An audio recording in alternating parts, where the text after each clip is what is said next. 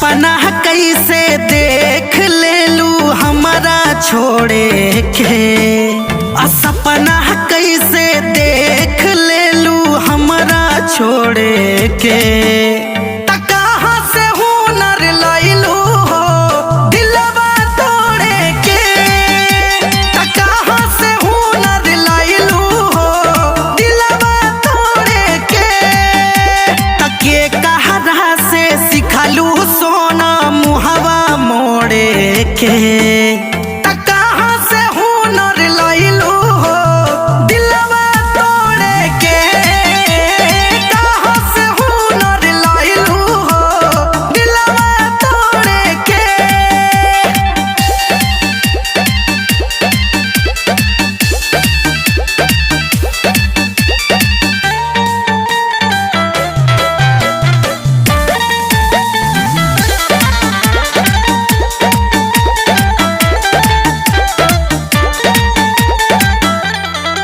हम तो सोचानी ये जान तू न दान बाड़ू हो।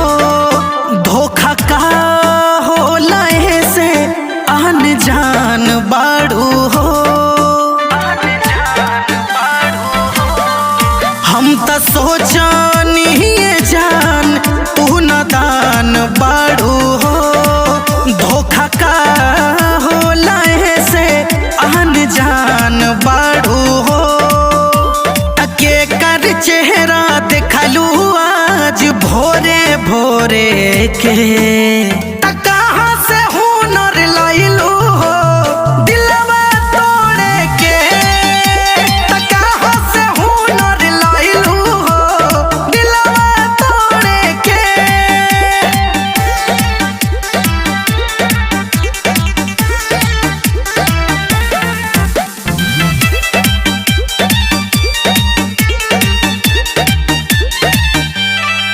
हम त जानो न पैनी ई मासूम रूप के। तीर मारत रहू दिलवा छुप छुप के। हम त जानो न पैनी ई मासूम रूप के। तीर मारत रहू दिलवा छुप छुप के। चांद इमरान के चोट दिहलू जोरे के।